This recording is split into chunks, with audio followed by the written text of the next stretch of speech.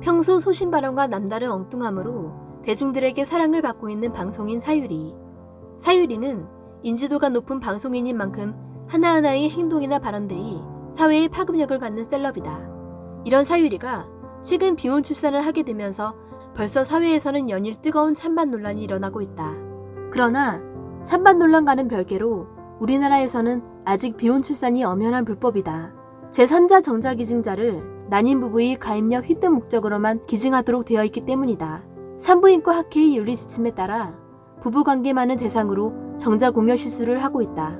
또한 생명윤리법 제23조 제3항에 의해 국내에서는 비혼 여성이 정자를 매매하는 것은 사실상 불법이며 이것이 사유리가 일본의 정자은행을 통해 시술을 받은 이유이다. 그렇다고 사유리처럼 타 국가를 통해 정자 매매를 하여 비혼 출산을 하는 것은 절대 있어서는 안 되는 일이다. 한 예시로 우리나라는 대마초가 불법인 국가이다. 만일 대마초가 허용된 국가에서 이를 이용하고 국내에 들어와서 적발된다면 당연히 처벌을 면할 수 없다. 이유는 간단하다. 국내에서는 불법으로 규정하기 때문이다.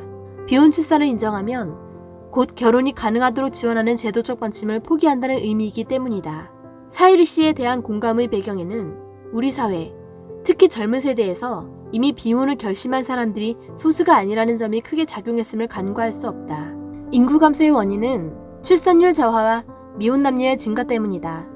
이것은 결혼을 할 수 있는 제도적 지침이 마련되지 않았기 때문인데 이러한 근본적인 원인을 해결하는 것이 아닌 비혼 출산 장려를 지원함으로써 결혼보다는 미혼으로 살기를 권장하는 행위를 자행하려 하고 있다. 미혼 남녀가 증가한 근본적인 원인을 해결해야 할 시기에 미혼으로 살라고 등 떠미는 행위가 과연 옳은 것인가?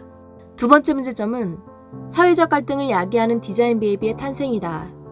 방송인 사유리는 정자은행에서 EQ가 높은 아이를 골라 선택했다. 이는 무엇을 의미할까? 1998년 개봉한 영화 카타카를 아는가? 카타카에서는 부모가 아기의 유전자를 선택할 수 있는 미래를 그리고 있다. 디자인된 우수한 유전자를 가진 사람과 그렇지 않은 사람이 함께 사는 사회가 그 배경이다. 영화 속 주인공은 디자인된 인간이 아닌 계획 없이 부모님의 사랑으로 태어난 인물로서 디자인된 인간들에게 열성인간으로 취급받으며 사회적으로나 지위적으로 무수한 차별을 받게 된다. 문제는 지금부터다.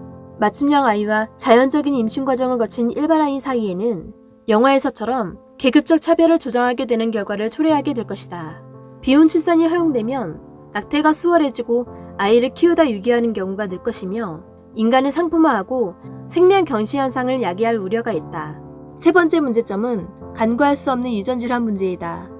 김명희 국가생명윤리정책 원장은 비혼 출산 문제에 대해 기증한 정자나 난자를 통해 아이에게 유전질환이 갈 수도 있으며 정자의 주인이 누군지 모르게 되면 아이에게 병이 생겨 장기이식, 골수이식이 필요할 경우 곤란해질 수 있다고 말했다. 실제 미국에서는 유전질환을 숨긴 사례들이 밝혀지기도 했으며 미국 시텍스 은행에서는 박사학위 후보자이자 IQ가 160의 정신병도 없고 전과도 없다며 홍보한 정자가 사실은 조현병을 앓았고 대학도 졸업하지 않았으며 강도죄로 감옥에 갔던 사람의 정자임이 밝혀진 사례도 있었다.